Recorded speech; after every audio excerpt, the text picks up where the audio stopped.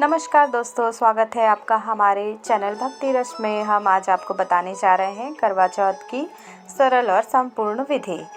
करवा चौथ की आप सभी को बहुत बहुत शुभकामनाएं। करवा चौथ की पूजन के लिए एक चौकी लगाएं, चौकी पर लाल कपड़ा बिछाएं। उसके बाद उस पर चावल का आसन दे करके करवा चौथ माता की प्रतिमा विराजित करिए। आप यदि पूजा में कलश रखते हैं तो आप दीपक कलश की स्थापना करिए, यदि नहीं रखते हैं तो आप उसे स्किप भी कर सकते हैं। हम रखते हैं, इसीलिए हमने चावल की ढेरी बनाकर हमने अष्टदल कमल बना लिया। आप चाहें तो आप चावल की ढेरी पे भी रख सकते हैं। कलश के लिए कलश में हम सिक्का, हल्दी, रोली, कुमकुम, अक्षत डाल करके कलश तैयार करेंगे और कलश को हम आम के पत्तों से सजाएंगे। यदि आपके पास आम के पत्ते उपलब्ध ना हो तो आप अशोका के पत्तों से भी सजा सकते हैं। इसके पश्चात हम कलश के ऊपर रखने के लिए एक प्लेट में अनाज भरेंगे और उस प्लेट को कलश के ऊपर रखेंगे।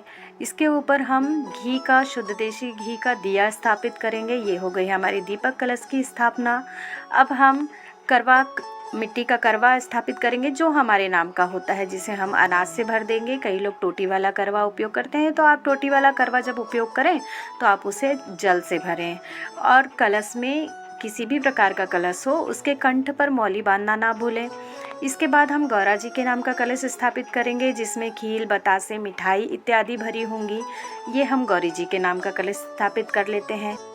इसके पश्चात हम किसी भी अनाज का, चाहे चावल हो, गेहूँ हो, बाजरा हो, इसकी एक छोटी सी ढेरी लगा के रखेंगे, जिसे हमें हाथ में लेकर के कथा का श्रवण करना है। अब शुद्ध जल से सबका पूजन कर देंगे। उसके पश्चात हम दीपक कलश को प्रज्वलित करेंगे। ये हमारा दीपक कलश प्रज्वलित हो चुका है। कलश के प्रज्वलन के बाद हम वस्त्र स्वरूप धागे को, कच्चे सूत को अर्पित करेंगे। यदि आपके पास कच्चा सूत ना हो या कच्चा सूत हो भी और चुनरी है आपके पास उपलब्ध, तो आप करवा माता पर चुनरी भी अर्पित कर सकते हैं। मैंने कच्चा सूत उपयोग किया है। कच्चा सूत ही मैं जनेऊ के रूप में गौरा जी को, कलश को, पृथ्वी को और करवा माता को अर्पित कर रही हूँ। आप चाहें तो आप कपड़ा भी अर्पित कर सकते हैं। इसके पश्चात हम सभी का रोली से, चंदन से, अक्षत से पूजन करेंगे। पूजन करने के पश्चात इन्हें पुष्प चढ़ाएंगे और कलश पर हम स्वस्तिक बनाएंगे। स्वस्तिक बनाने के लिए आप सिंदूर और घी को अच्छे से घोलकर स्वस्तिक का निर्माण करें और स्वस्तिक बना करके आप 4 बिंदु लगाना ना भूलें।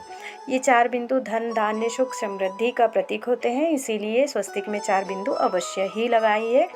इसके बाद हम बायना तैयार करेंगे और बायने में हम सारा श्रृंगार रखेंगे।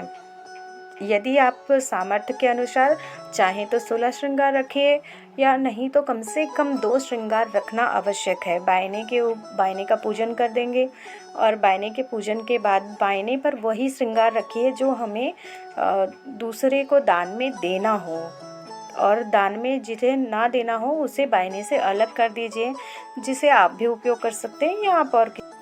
चूँकि हम चंद्रमा का पूजन हाथ से तो कर नहीं सकते हैं, इसलिए एक गेहूं के आटे में थोड़ी सी हल्दी डाल करके आप अपने करवा चौथ का जहां स्थापना आपने किया है उसके बगल में ही आप चंद्रमा का स्थान दे दीजिए, चंद्रमा बना लीजिए। चंद्रमा का भी पूजन आपको वहीं पर करना है और चंद्रमा का पूजन जब आप पूजा करें तभी साथ में कथा श्रवण करने के पहले ही चंद्रमा का पूजन कर दीजिए। उसके पश्चात रात में अर्घ्य देकर पूजन तो आप करेंगे ही।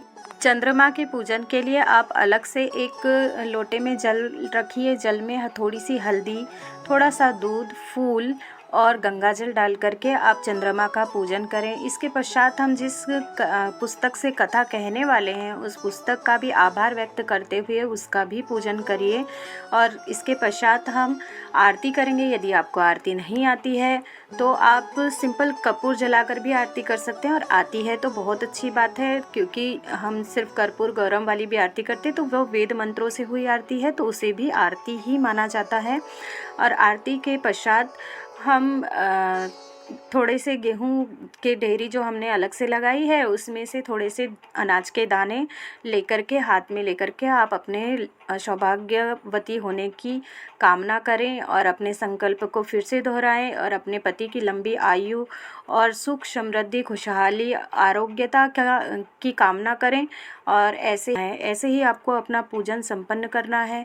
आपकी पूजा संपन्न होने के पश्चात आप करवा फेरते हैं यदि, तो आप 7 बार गौरा माता और अपने करवे के साथ में 7 बार फेरें। और इस 7 बार फेरने के पश्चात करवों का स्थान बदल जाता है, तो जहाँ गौरा जी का करवा होता है वहाँ पर हमारा करवा चला जाएगा और गौरा जी का करवा हमारे करवे के स्थान पर आ जाएगा।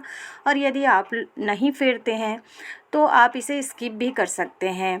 यदि कोई नहीं है आपके साथ करवा फेरने वाला, तो आप गौरा माता के करवे के साथ अपना करवा फेर सकते हैं। यदि कोई है, आप एक से अधिक लोग पूजा करते हैं साथ में बैठकर, तो आप आपस में अपने करवे 7 बार फेरिएगा।